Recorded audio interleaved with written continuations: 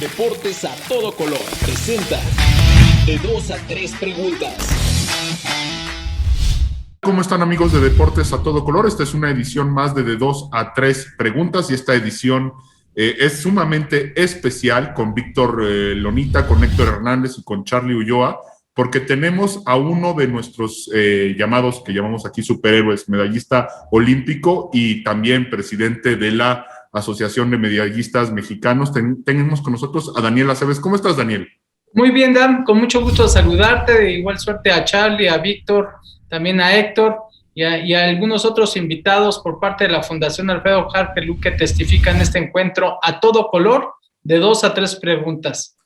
No, de verdad, qué gusto. Y bueno, claro que sí, a la Fundación Alfredo Harpe un saludo importante porque hace mucho bien a nuestro deporte y a nuestro país en todos los aspectos. Y te voy a dar la garantía de Deportes a todo color. Esta garantía se la damos a todos nuestros entrevistados.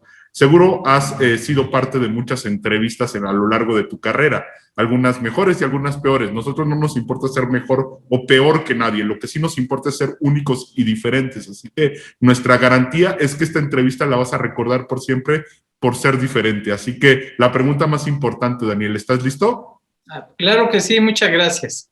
Perfecto, bueno, pues entonces vamos a empezar con una dinámica nueva de la cual tú vas a ser padrino, que se llama la Liga de la Justicia, edición Medallistas Olímpicos de México.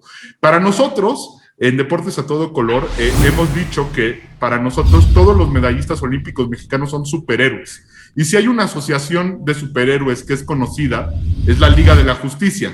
Ahí están muchos de ellos, ¿no? Entonces, lo que nosotros vamos a querer que ocurra aquí es que te vamos a presentar características uno a uno de los diferentes superhéroes que integran la Liga de la Justicia. Y tú nos tienes que decir a cuál de ellos se parece más un medallista olímpico mexicano según tu apreciación. Y puedes usar el criterio que quieras, pero solo nos tienes que explicar por qué. Entonces, yo voy a empezar con el primero de ellos, que quizás es el más famoso de todos, Superman, ¿no? Él es el más fuerte de todos, el más poderoso de todos. Puede prácticamente volar, tiene gran visión, es un líder nato porque es el director de esta Liga de la Justicia y es el más capaz de todos. Así que mi pregunta es, ¿quién es el Superman de los medallistas olímpicos de México? Pues yo creo que en este caso es una mujer y cuando hablamos de este liderazgo y sobre todo de esta fortaleza, María del Rosario Espinosa, triple medallista olímpica y esperemos que vaya por una 4ª medalla.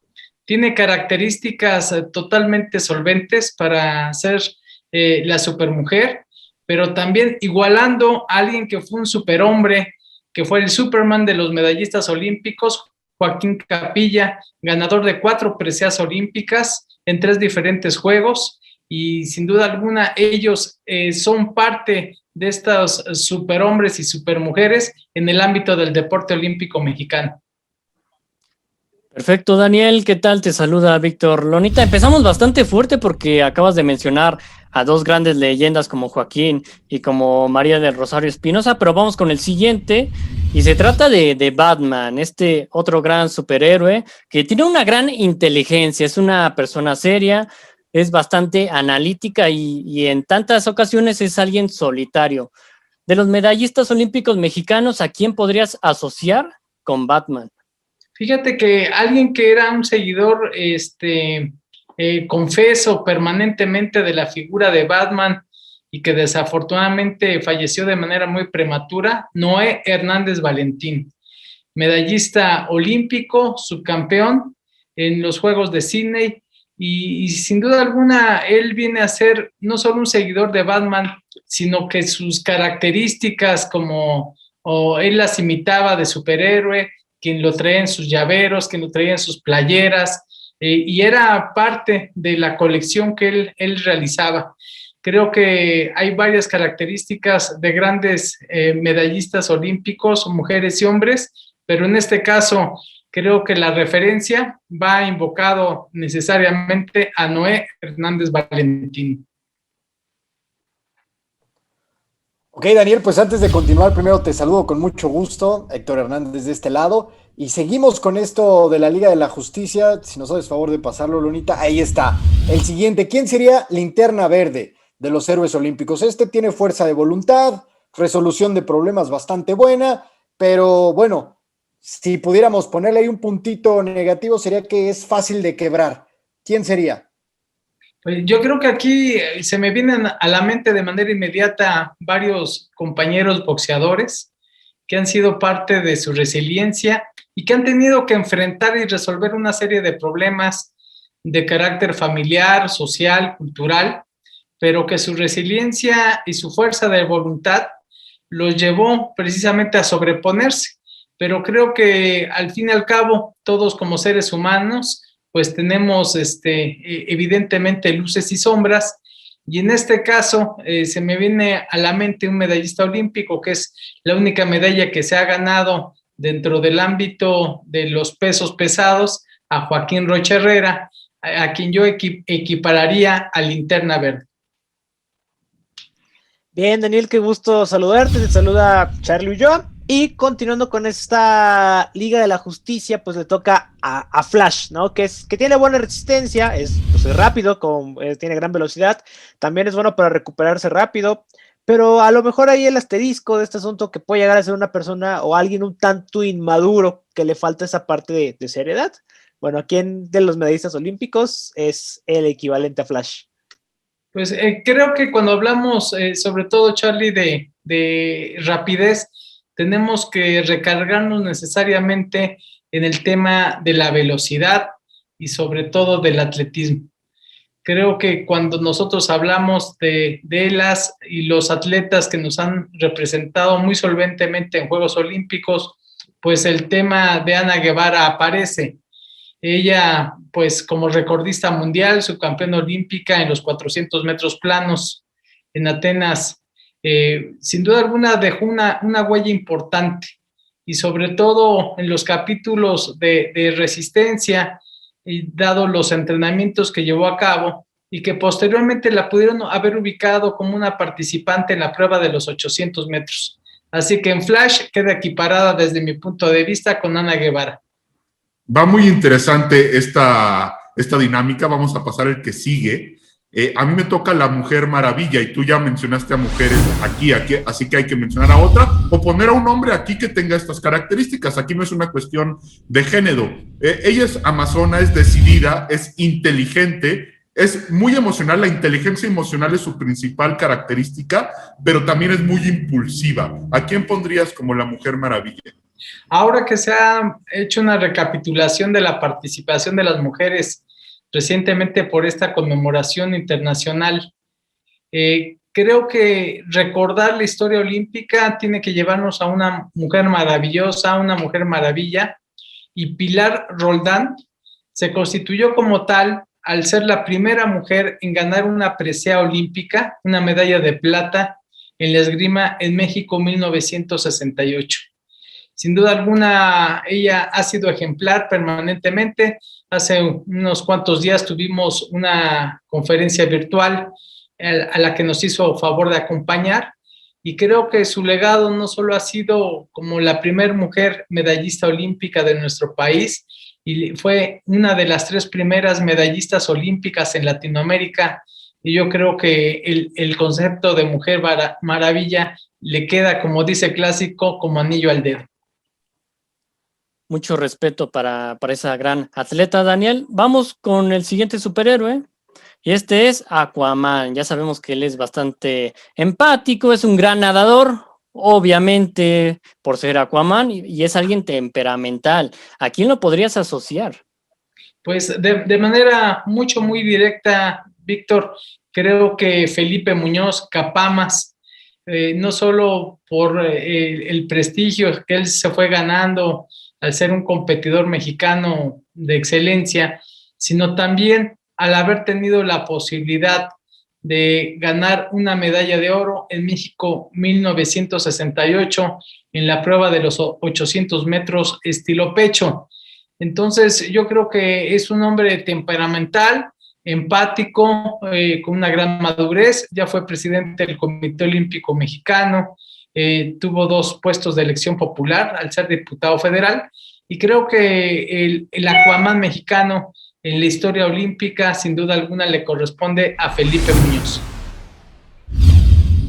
Correcto, bueno, creo que todos podíamos intuir que ibas a decir el tibio, Daniel. Bueno, vamos al siguiente y al penúltimo. Los gemelos fantásticos, son buenos compañeros, trabajan bien en equipo y por supuesto son hermanos. Creo que yo sé a quién puedes elegir, pero a ver, dinos. Yo creo que estás totalmente, Héctor, de acuerdo. A ver, los hermanos Salazar, quizá, Salazar. Daniel. No sé. Iridia y Oscar Salazar creo que quedan ahí como unos hermanos fantásticos, medallistas en el Taekwondo, y que pues han dado grandes satisfacciones en términos no solo deportivas. Creo que ellos dos se han vuelto íconos de la historia del Taekwondo mexicano. Hay que recordar que ya es la tercera disciplina que más medallas le ha otorgado a México, y sobre todo considerando que apenas desde el año 2000 en Sydney ya fue un deporte olímpico. Previamente se habían obtenido varias preseas, pero en el capítulo de exhibición. Así que Oscar e Iridia Salazar son los gemelos fantásticos para llevar esta analogía en estos términos. Bien, Daniel, y ya vamos a terminar. Falta un superhéroe más. También yo intuyo quiénes podrían ser acá. Flecha Verde, que es atinado, con buena vibra, ¿no? Ahí a lo mejor por ahí ya tiene algún defectillo que a veces cuando hay que ponerse serios no lo es tanto, pero bueno, ¿con quién o quiénes asimilas a Flecha Verde o a Green Arrow, como se le conoce ahora? Pues aquí sería sobre todo escoger cuál de nuestras tiradoras de tiro con arco pudieran enclavar. Yo creo que Aida Román, pues sin duda alguna tiene estas características trascendentes. Mariana Abitia también podría calificar sin ningún problema. Son deportistas, medallistas olímpicas de esta disciplina, que han hecho de la historia mexicana en el ámbito de los Juegos Centroamericanos y del Caribe, pues un ícono. Hay que recordar que han habido grandes deportistas, mujeres y hombres en esta disciplina, que han sido los reyes de los Juegos Centroamericanos al ganar entre 7 y 9 medallas de oro en algunas ediciones. Así que hablando de medallistas olímpicos, pues lo dejamos en esta dualidad de Aida Román y Mariana Vitti. La siguiente pregunta es un poquito difícil antes de pasar a la siguiente sección. Si tú te tuvieras que identificar con un superhéroe, no necesariamente de la Liga de la Justicia, puede ser que sí. ¿Con quién sería, Daniel? Pues a mí, de los superhéroes que están dentro de la Liga de la Justicia, me gusta mucho más Batman. Siempre por una característica fundamental. Él, dentro y fuera del personaje, sigue siendo consecuente. Hay algunos superhéroes que son un tanto timoratos sin el disfraz. Entonces, como que no hay congruencia entre lo que ellos van realizando al momento de salvar a la humanidad y lo que es su vida personal. Y el capítulo de Batman siempre va mucho más ligado a ser un empresario exitoso y también a ser un superhéroe que representa aquello que en su vida privada está vigente. Pues muy interesante. Bueno, esta fue la primera probadita, rompimos el hielo. Vamos a pasar a la siguiente sección. Esta también es nueva y se llama Lo que más extrañas de. Vamos a presentarte, está muy fácil, diferentes aspectos de tu vida profesional, personal, y nos gustaría que nos digas qué es lo que más extrañas de eso, ¿no? A mí me toca empezar con ser el hijo de Roberto Aceves, la maravilla moreliana, Bobby Bonales, que fue el inventor del tope suicida y que estuvo en la inauguración de la Arena Coliseo. ¿Qué se extraña más de ser su hijo? Pues sobre todo de poder tener un contacto con él. Yo creo que lo que más extraña de alguien que ha fallecido es poder haber aprovechado más el tiempo para conversar, para conocer su historia en primera persona. Pero yo creo que dentro de las cosas que se pudieran antojar en el capítulo de la nostalgia es el conversar y el conocer algunos puntos de vista que a lo mejor en una convivencia que se da cuando uno es mucho más joven no puedes tener esa madurez Entonces yo creo que es lo que más extrañaría. ¿Cuál era la relación de tu padre con el santo? ¿Nos puedes contar alguna anécdota al respecto o algo que tú sabes mejor que nosotros? Sí, ellos tuvieron una relación de antagonistas, pero también de compañeros. El primer cinturón de campeonato mundial que ganó mi papá fue el Santo. Fueron antagónicos en muchas ocasiones y las remembranzas de las luchas en la Arena México, dentro de lo que fue el episodio de oro de la lucha mexicana, fue permanente, pero también en algunos lustros fungieron como compañeros y sobre todo como parte de este esquema que fue dando la lucha libre a través del cine mexicano. Mi papá participó en cuatro de las películas del Santo. El Santo tiene 51 películas. Entonces, el poder recordar, el poder visualizar esa opción siempre estaba repleta por una figura icónica como es el Santo. Entonces, mi papá siempre tuvo un gran reconocimiento como adversario y como compañero, y yo creo que las principales anécdotas y que yo te subrayaría es que la primera vez que fue campeón mundial mi papá en el peso welter fue derrotando al Santo. Vaya, excelente, una muy buena anécdota, Daniel. Y en la siguiente de lo que más extraño cuéntanos, ¿qué es lo que más extrañas de la Lagunilla? Ya que sabemos que aquí desde los 13 años, pues, ibas y entrenabas para la lucha olímpica. Sí, Víctor, yo creo que lo que más extraña de esa época, de la Lagunilla, de Tepito, de la Colonia Guerrero, de la Colonia Centro, que es donde estaba, pues, no solo nuestro hábitat, sino nuestra escuela, nuestros primos, familiares, es precisamente el que era un México mucho más seguro, un México en donde uno podía estar con los problemas que siempre han existido, por supuesto, de delincuencia, pero mucho más limitada.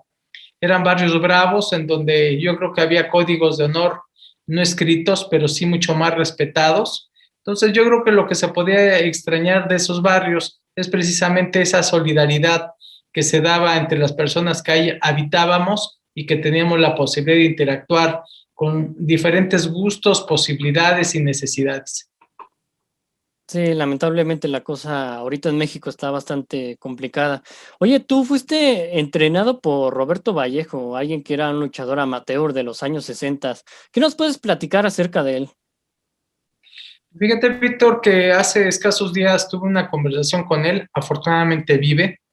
Roberto Vallejo fue un competidor olímpico en México 1968, fue un medallista centroamericano y panamericano.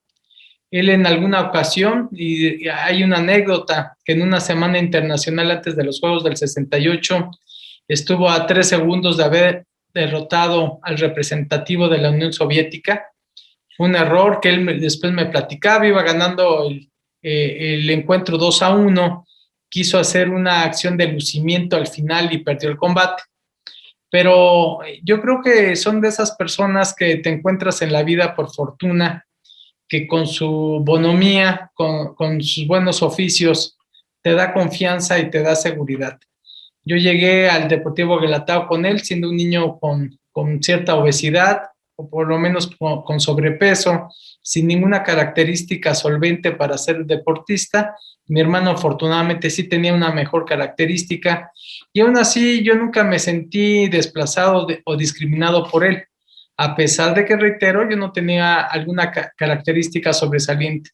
Y al paso del tiempo son cosas que uno valora y que son parte de tu existencia y de la ejemplaridad que te otorgan. Bueno, pues seguimos, Daniel. ¿Qué es lo que más extrañas de ser deportista olímpico?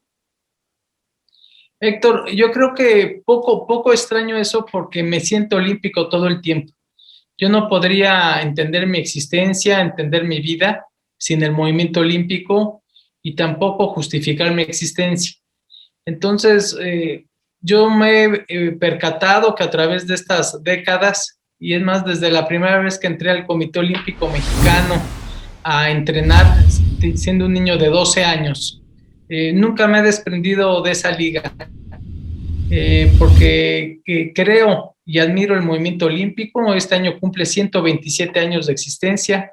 Hay muchos preceptos del barón Pierre de Coubertin que hoy son más vigentes que nunca, principios y sobre todo fundamentos universales, valores que hoy por hoy en la resiliencia que requiere el tema de la pandemia de la COVID-19 se hacen, reitero, absolutamente vigentes.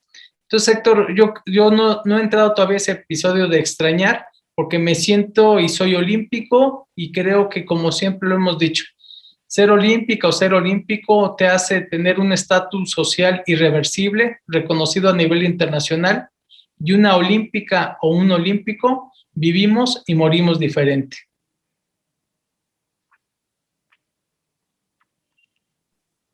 Bien, Daniel, finalmente. Mexicano. Adelante, perdón, Héctor. Sí, te decía Daniel, tienes una historia pues de triunfo, ¿no? En el olimpismo mexicano, pero lo decías en una entrevista, ¿no? Cuando ganaste esa medalla de plata en Los Ángeles 84, decías que muchos vieron que tú pusiste la espalda de tu rival en el colchón y historia de plata pudo haber sido oro en algún momento. Mi pregunta es, ¿qué cambiarías de esa historia o de tu historia en el deporte como activo? Héctor, sí, sin duda alguna hubo una decisión de los árbitros que creo que me marginó de la medalla de oro. Cualquier video y cualquier observación que se pueda hacer del mismo acredita que merecía el primer lugar. No obstante, esta circunstancia no se presentó y yo escasamente cambiaría algo. Creo que con las posibilidades, con las herramientas que tuvimos, hicimos bastante.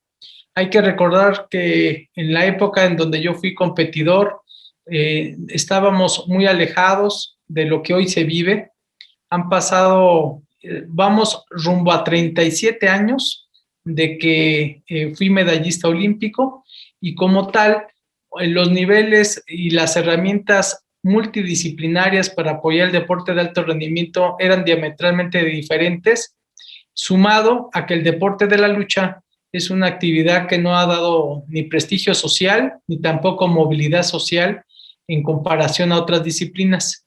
Entonces, bajo esta tesitura, Héctor, creo que los cambios que yo podía o debiese de realizar en una retrospectiva serían realmente mínimos. Creo que bajo las circunstancias que vivimos, fuimos afortunados en tener la oportunidad de desarrollarnos en el deporte, en donde nosotros tuvimos la correspondencia al tener mucha disciplina, mucha constancia y mucha perseverancia. Bien, Daniel, ahora sí. Hace un año justamente la Organización Mundial de la Salud nos declaraba en pandemia con el virus COVID-19. Justamente hace un año estaba por ahí checando en las redes sociales. Bueno, ¿qué extraña Daniel Aceves del mundo antes de la pandemia? ¿Qué es lo que más extraña Daniel antes del mundo, de la realidad, antes de esta realidad? Charlie, yo extraño y he extrañado mucho asistir al gimnasio de manera regular. Ya lo hemos estado haciendo ahorita en las últimas 2 semanas con un semáforo epidemiológico en naranja, pero lo que más he extrañado del confinamiento es ir al gimnasio, ir al cine. A mí me encanta ir al cine. Y sobre todo, pues más que extrañar, es el sentido de preocupación y ocupación, pues de los saldos sanitarios, económicos, políticos que esto deriva. Así que afortunadamente ya hay algunos aspectos que a nivel personal se van revirtiendo en la actuación laboral, social, familiar, pero sí, concretamente creo que lo que más ha extrañado es ir al deportivo, es ir al cine y por supuesto tener un planteamiento laboral un poco más normal. Bueno, Daniel, 2 preguntas. La primera, ¿recuerdas cuál fue la última película que viste en el cine? Y la segunda, ¿cómo fue ese cambio? O sea, ¿cómo dices que ahorita ya medio se están estabilizando las cosas laboralmente, pero cómo fue el cambio para los medallistas olímpicos o todo ese entorno también de cara a lo que iba a ser y bueno, lo que va a ser Tokio 2020 en el 21? Sí, la última película que recuerdo habré visto en el cine fue una de un agente que se llama Bennett, que por supuesto no me gustó en absoluto. Y por otro lado, tuvimos que adaptarnos a las circunstancias, a incorporar los temas virtuales para tener un contacto con las y los olímpicos, con los medallistas olímpicos, y sobre todo se presentó áreas de oportunidad dentro de la Fundación Alfredo Hargelú para el deporte, en el sentido de articular activaciones físicas en casa, incentivar nuevos programas, un planeador de activación física por un deporte social.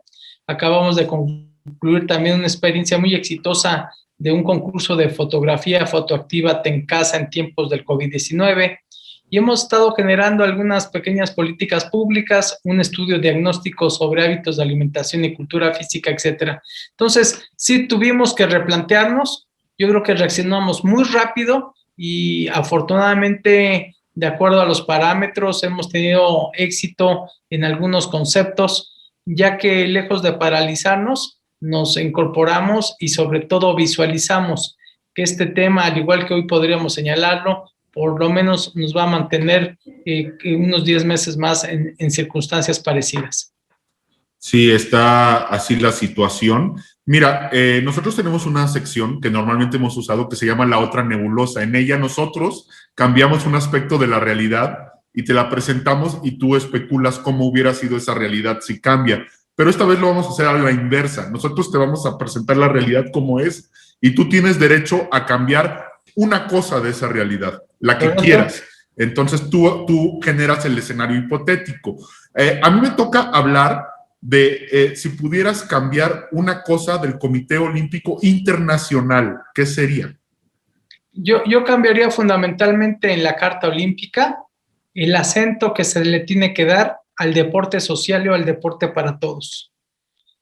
Creo que el Comité Olímpico Internacional ha sobrevivido en 127 años por su capacidad de adaptación, pero hoy en día tendría que ser mucho más transversal con temas de salud, de educación, de bienestar social, de economía y también de seguridad pública. Y bueno, este tema del deporte de masas, del deporte social, del deporte por salud, ha sido un tópico que a veces no es muy abordado porque no es muy mediático, porque no son las medallas de Michael Phelps o de Usain Bolt. Pero ¿qué responsabilidad tienen los organismos, no solo el COI, sino las federaciones de los diferentes deportes, ¿no? Fútbol, básquetbol, béisbol, el que se te ocurra, en ese aspecto, ¿no? ¿Cuál es la responsabilidad social de las federaciones internacionales y del Comité Olímpico Internacional? Hoy en día siento que no existe una responsabilidad ni una corresponsabilidad social en torno a mejorar la calidad de vida a través del deporte y la cultura física. Y creo que esto tiene que irse transformando. Tiene que haber una visualización de que el 60% de las muertes por enfermedades no transmisibles a nivel internacional son por la inactividad física.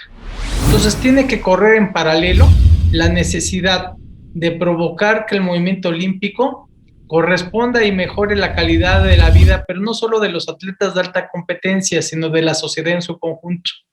Hoy sabemos que por lo menos 5 millones de fallecimientos al año pudieran prevenirse y de alguna suerte estas políticas públicas pudieran ser acompañadas de una política internacional. Hoy en día otras organizaciones como la Organización Mundial de la Salud ya tienen un plan mundial de activación física entre el año 2018 y 2030 y el objetivo es disminuir en un 15% la inactividad y el sedentarismo a nivel global. Ahorita con el tema de la pandemia, pues estos niveles se han incrementado, así que debiese de haber un alineamiento del Comité Olímpico Internacional con dos objetos muy concretos. El tema de los Objetivos de Desarrollo Sustentable de la Organización de las Naciones Unidas, que son 17 objetivos, y por el otro lado, este plan de activación física para crear entornos y sociedades activas de acuerdo a lo que se ha programado para disminuir el sedentarismo. Ojalá funcione, porque sí, como tú lo mencionas, han habido muchísimas muertes, sobre todo ahorita por COVID, que le afecta más a personas que tienen problemas de sobrepeso y demás. Entonces, ojalá realmente funcione, sinceramente. Ya en la siguiente de qué cambiarías, me encantaría que nos dijeras qué cambiarías acerca del deporte mexicano en la actualidad. Cambiaría un planteamiento que es muy afín a lo que hoy hemos comentado, sobre darle un peso mucho más amplio al tema del deporte para todos, del deporte social, del deporte paralímpico adaptado, escolar, estudiantil, universitario. Es decir, incorporar todas las gamas y todas las expresiones de la mano del sector privado, incluyendo la participación de los 3 niveles de gobierno, el municipal, estatal y federal. Creo que nadie puede asumir una responsabilidad general sobre un tema que tiene tantas pluralidades y tantas aristas. Las necesidades son muy amplias y los recursos son muy escasos. Actualmente, de acuerdo al INEGI, somos 126 millones de habitantes en México. De acuerdo a parámetros internacionales, somos 129, pero una u otra cifra nos habla de una cantidad de personas enorme. Ya somos el 10º país más poblado del planeta y solo se le destina 2.700 millones de pesos para el tema del deporte. Es una cantidad totalmente insuficiente. Necesitamos ubicar el que, como en otros países, el sector privado y además la Lotería Nacional o pronósticos deportivos que ahora se han fusionado, sean una fuente de financiamiento para este tema, pero no solo el alto rendimiento con todas estas facetas, sino también el tema del deporte social. Hoy en día tenemos alrededor de entre 13 y 15 millones de personas con diabetes. Se estima que el gasto directo e indirecto es de 85,000 millones de pesos por este padecimiento. Entonces, las matemáticas claramente y la lógica nos diría que si actuamos con métodos de prevención, podría México contar con más recursos para otros temas de salud y de educación que tanta falta nos hace. Sin duda alguna, Daniel. Oye, y en lo que tiene que ver con el tema deportivo mexicano, ¿crees que las cosas cambiarían en todos los sentidos si tal vez en México no se le diera tanta importancia al fútbol y fuera más parejo en todos los deportes? Yo creo, Víctor, que el tema de fútbol por sí solo se vende. Realmente no hay recursos públicos destinados al fútbol, solo aquellos que se dan para las participaciones regionales, continentales u olímpicas.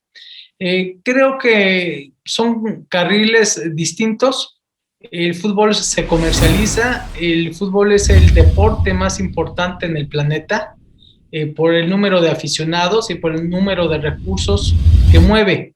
Hoy en día los eventos más importantes en la actualidad y desde hace muchas décadas son Juegos Olímpicos, es la Copa FIFA de fútbol y por público la Fórmula 1.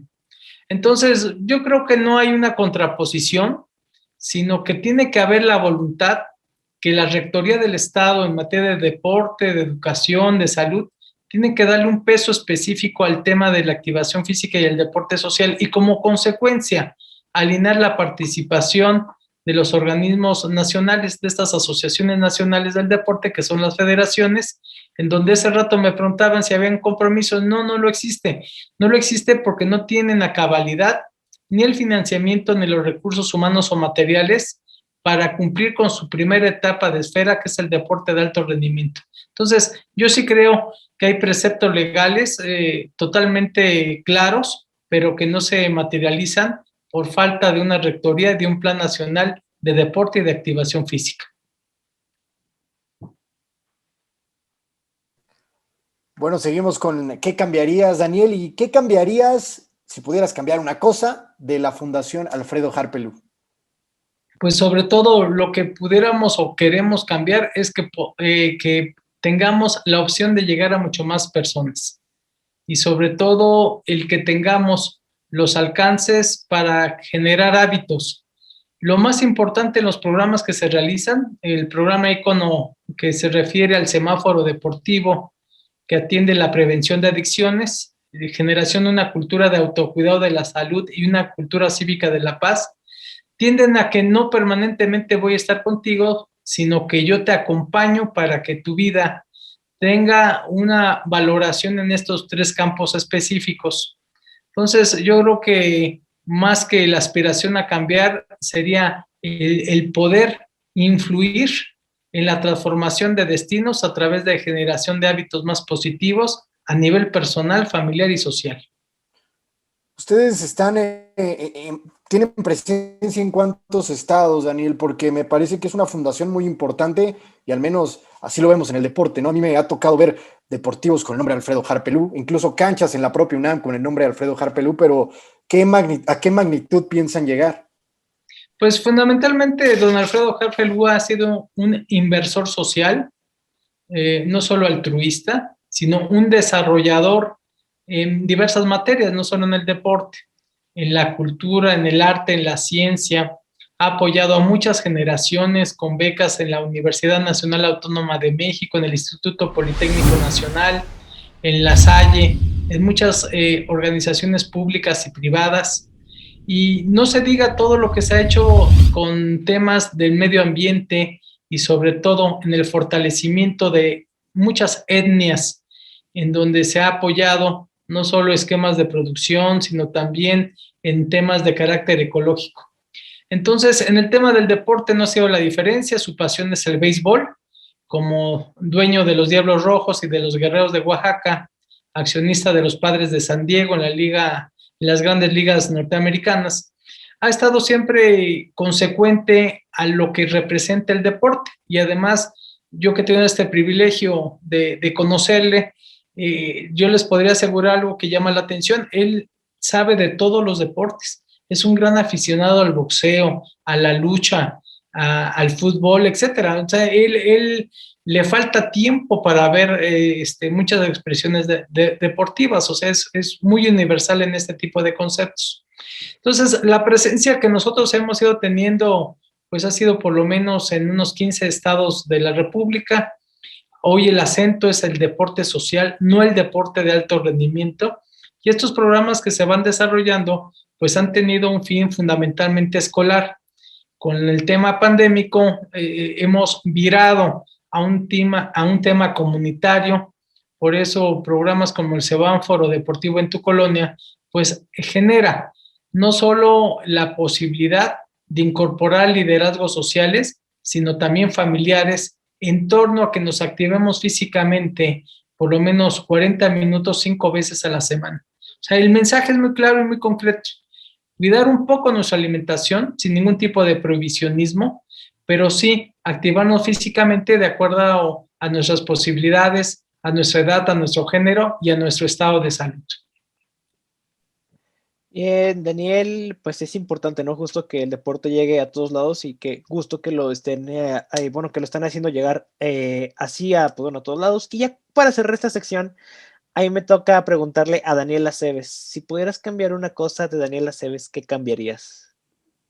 Pues yo creo que lo que más podría uno cambiar es el poder tener siempre la vocación de transformar en lo que uno tenga contacto. Entonces, más que un cambio o visualizarlo, es querer ser mejor todos los días. El saber que el tema de la vida es finito, que tenemos fecha de caducidad todos, y que en este caso siempre reconociendo nuestras luces y nuestras sombras como personas.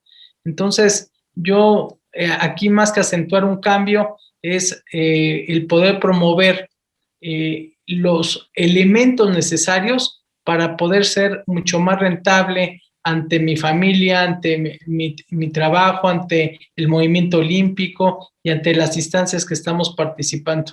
Entonces yo creo que si hiciéramos una lista de nuestros defectos y quisiéramos cambiarlos, se nos va a ir todo el tiempo.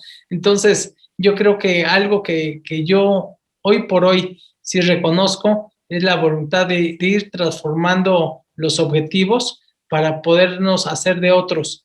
Y nada más, porque esta pregunta es muy importante, Charlie, te diría lo siguiente.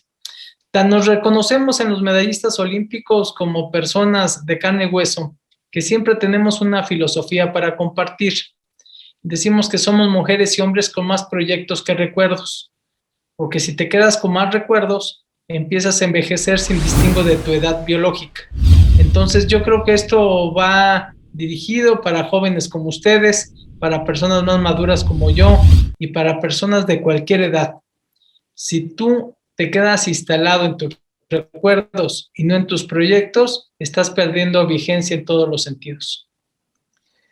Qué padre es escuchar esta parte, estas motivaciones que siempre vienen bien. Muchas gracias, Daniel. Y cuéntame tú cómo no te quedas en recuerdos y vas por tus proyectos. Pues sobre todo hay que aprender de lo que uno ha hecho en la vida, de los aciertos, los errores, porque todos yo creo que permanentemente como seres humanos los cometemos, pero siempre hay que tener una visualización de lo que pudiéramos aportar en todos los términos en nuestra existencia. Alguna vez me preguntaban, oye, ¿por qué querías ser medallista? Y a lo mejor si esto me lo hubieras preguntado cuando yo tenía 15 o 17 años, no lo hubiera sabido identificar. Hoy sé que es porque quería justificar mi existencia. Y todo lo queremos hacer a través de diversas profesiones, de diversos logros económicos, afectivos, profesionales, yo creo que laborales, etcétera. Entonces, ustedes que están encaminados a este tema del periodismo deportivo, de la locución, del don de la palabra, del don de la pregunta, sin duda alguna es en un sentido muy amplio parte de la justificación de su existencia. Sí, es un tema complejo, pero a la vez con aristas que son muy concretas, ¿no? Y de acción muy concretas. Vamos a pasar a la última sección de esta entrevista que se llama Predicciones con Tokio. Vamos a visualizar el futuro y hacer predicciones con respecto a lo que va a pasar en la próxima justa veraniega, que ahora duró 5 años la Olimpiada, ¿no? Por primera vez en la historia. Bueno, me toca a mí empezar con, la predicción del 18 de mayo a las 9 horas locales en Miyajima, en la prefectura de Hiroshima, donde te va a tocar ser relevista del relevo de la antorcha olímpica. ¿Cómo predices ese momento? ¿Qué piensas que va a pasar? Hiroshima y todo lo que tiene que ver con la Segunda Guerra Mundial. ¿Cómo ves esa situación? Dan, yo te contestaría bajo 2 predicciones. Una que es en la que estoy total y absolutamente emocionado y agradecido de que el Comité Olímpico Mexicano, de que el Comité Olímpico Internacional, de que la Prefectura de Hiroshima y el comité organizador me hayan designado como relevista en esta etapa de uno de los símbolos más importantes del movimiento olímpico, que es el fuego y la antorcha olímpica. Mi predicción es una participación muy honrosa, en donde al fin y al cabo, no como lo esperábamos, sino bajo los parámetros sanitarios que hoy existen, con cubrebocas y con todo lo que sabemos, con la inasistencia del público acompañando el recorrido de la antorcha, se pudiera dar este gran honor que sin duda alguna enmarca y queda como un acervo en tu vida. Y el segundo pronóstico, que no es tan saludable y que espero que no se dé, pero es factible, es el que en estos próximos días se determine que una filtración que hubo en los medios de comunicación hace 72 horas en relación a que no van a aceptar extranjeros como público en los Juegos Olímpicos. Entonces, Dan, si se da esto, ¿sería posible la cancelación de las personas que hemos sido convocadas de diferentes partes del mundo a correr con la antorcha?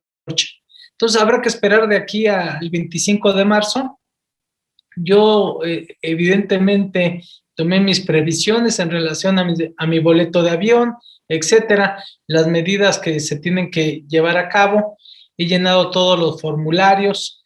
Ha habido un contacto permanente con el comité organizador, pero el sector Maduro como personas nos hace ver que la información que hoy está prevaleciendo pone en duda la propia asistencia a un honor que agradezco por haber sido seleccionado, pero que podría en su caso no darse por esto que te comento. Entonces, mi predicción es ambigua, es dual. Esperemos que esta segunda etapa de lo que te platico quede solo en una circunstancia que no se confirme, pero si así fuera, yo estoy muy agradecido de que fui seleccionado, y si las condiciones sanitarias no lo permiten y la decisión del gobierno japonés va en el sentido de que no puedan participar personas ajenas al Japón hoy por hoy, pues lo estaremos asumiendo como una pequeña colaboración de nuestra parte para que los Juegos Olímpicos que inician el 23 de julio y terminan el 9 de agosto y un mes después los Juegos Paralímpicos sean para la humanidad. Pues como tú dices, esperemos que sí se dé esta gran oportunidad porque sería algo bastante interesante que tú lo puedas vivir. Y la siguiente predicción era precisamente de si con gente o sin gente, finalmente ya nos das un poco de ese adelanto, pero también prefiero preguntarte acerca de tu predicción, acerca del manejo que se haría también en las villas olímpicas. Actualmente, Víctor, ya hay un comunicado oficial. Hay una serie de lineamientos que se otorgaron a los comités olímpicos nacionales y quisiera subrayar 3 aspectos muy concretos porque son trascendentes para que lo conozca la comunidad deportiva y sobre todo el público en general. El primero de ellos es de que no van a exigir la vacuna para participar en los Juegos Olímpicos y Paralímpicos.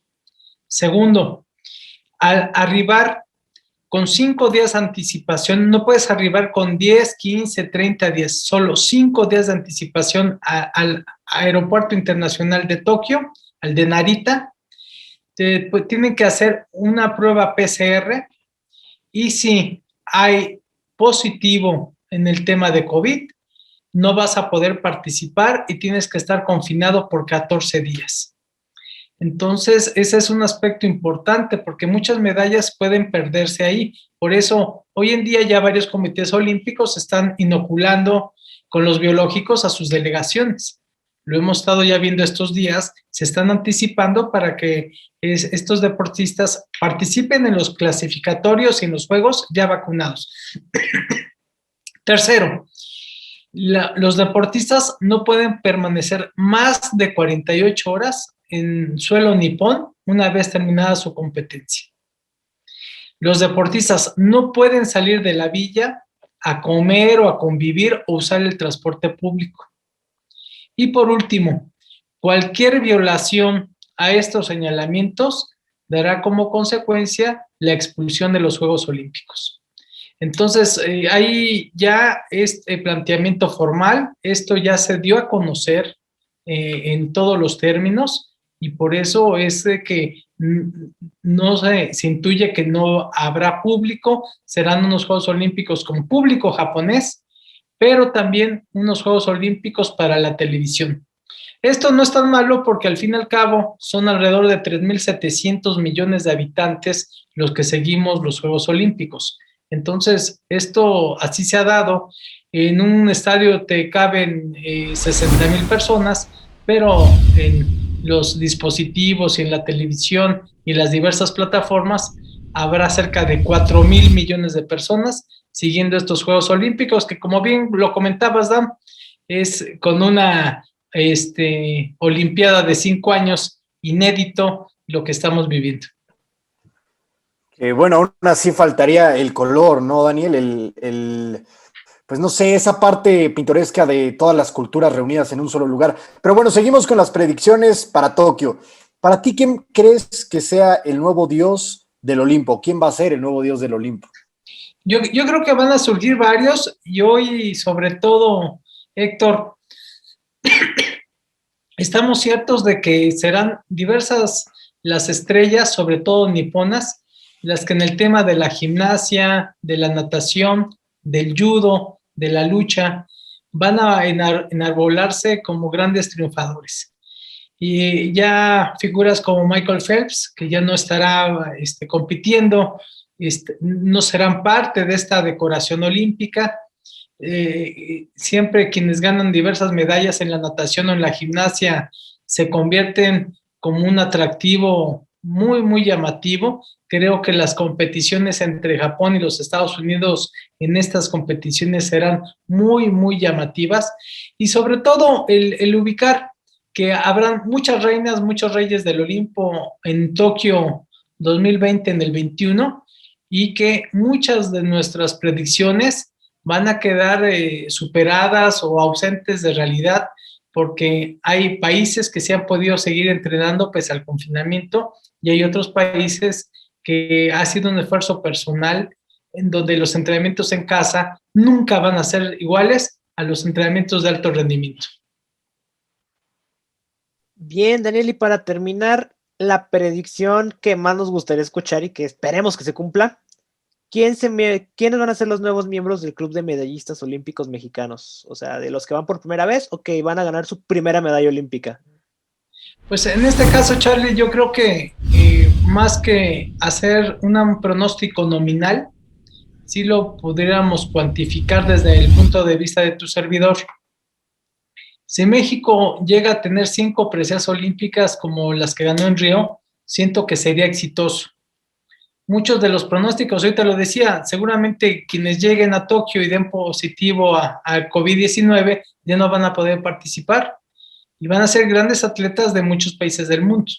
Entonces ahí se van a mover las medallas en muchas disciplinas. Tercero, hay deportes en donde México pues es un referente. Los clavados, por supuesto. Tendríamos que pensar en el tiro con arco, en el taekwondo, en el triatlón. Tendríamos nosotros que ubicar alguna expresión en el atletismo. En los deportes de conjunto, yo creo que puede caer una medalla, por lo menos, y asumiendo que en el béisbol y softball femenil solo son 6 equipos. Con un juego que ganen, se meten en las medallas. Y en el fútbol varonil, seguramente México estará clasificado, el preolímpico es en Guadalajara, y México va a tener la posibilidad de instalarse dentro de la búsqueda de preseas. Entonces, son muchos factores. Es la primera vez que México va a asistir con 3 equipos de conjunto, si se clasifica el fútbol, que yo espero que sí. Y dentro de este escenario, por eso, Charlie, yo creo que más que decir nombres, hablo de deportes, y México, lo que sí estoy cierto, va a regresar con medallas olímpicas. Los últimos juegos que se hicieron en Tokio fueron en 1964. México solo ganó una medalla de bronce con Juan Favila en el boxeo.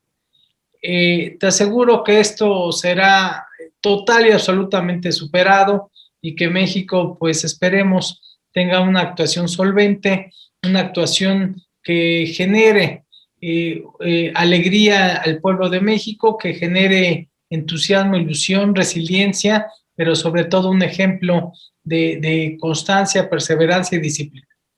Y todavía existe la remota posibilidad, hablando de deportes de equipo, que el básquetbol varonil, que va a un digamos que repechaje, ¿no? Pudiera conseguir una participación, lo cual se ve difícil, pero no imposible. Hemos llegado al final de esta entrevista, no sin antes hacer lo que hacemos con todos nuestros entrevistados. Como yo te garanticé al principio de esta entrevista, te garanticé una entrevista memorable y diferente, pero sabemos aquí en Deportes a Todo Color, Daniel, que estamos muy lejos de la perfección, pero que la manera de ser perfectibles y de llegar a ella remotamente, ¿no? Es a través de la retroalimentación de nuestros entrevistados. Siempre hacemos esto, siempre acabamos nuestras entrevistas preguntándole a quienes nos dieron la oportunidad de hablar con ellos qué les gustó y qué no les gustó de esta charla, porque así es como mejoramos. Así que, humildemente, ¿qué te gustó y qué no te gustó de esta entrevista, Daniel? Mira, yo siempre trato de ser franco, directo y claro. Decía una vez un orador, cuando lo invitaron a dar una plática, y antes de salir de su casa le habló a su mamá y le dijo, mira, te voy a dar 3 consejos. Ahorita que vas a hablar, o que en este caso hubiera sido, ahora que te van a entrevistar de 2 a 3 preguntas por Zoom, tienes que asumir 3 aspectos básicos. El primero, habla claro para que te entiendan, habla fuerte para que te escuchen, y no te alargues para que no se acuerden de mí.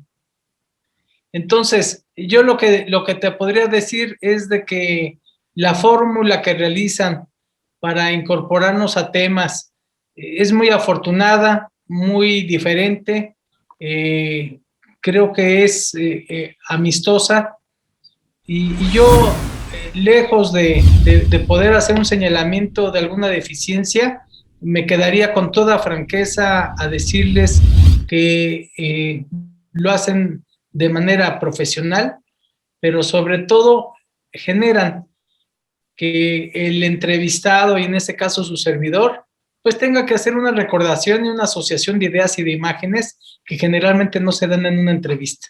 Así que yo sí los felicito, ya Dan me había advertido que era algo distinto, no tenía idea de cómo era, yo creí que me iban a preguntar de Ana Guevara y me iban a preguntar de partidos políticos y de Joe Biden y de Trump, pero fue lo que pensé, que a lo mejor era un poco diferente, pero fue mucho más atractivo, mucho más imaginativo, y los felicito de manera muy concreta y muy sincera. Perfecto, pues quiero que sepas que tienes tu casa aquí en Deportes a Todo Color, en de 2 a 3 preguntas, Daniel, y que, bueno, se acercan los Juegos Olímpicos y pronto estaremos charlando de este tema que nos apasiona a todos nosotros, así que de verdad, muchísimas gracias, Daniel. No, muchas gracias a ti, y también, pues por supuesto, yo agradezco mucho a Víctor, a Charlie, a Héctor, también a mi compañero Carlos Aguilar, que ahí nos acompañó en esta charla, aunque él va de encubierto solo con su nombre, pero realmente para mí es un privilegio, y les agradezco que nos hayan tomado en cuenta para tener esta conversación. Perfecto, pues a nombre de Charlie Ulloa, de Héctor Hernández y de Víctor Lona, soy Dan Friedman. No olviden seguirnos en nuestras redes sociales de Deportes a Todo Color, en Facebook, en Twitter, en Instagram y en YouTube, porque este contenido solo es para ustedes, por ustedes, y si ustedes quieren. Hasta la próxima.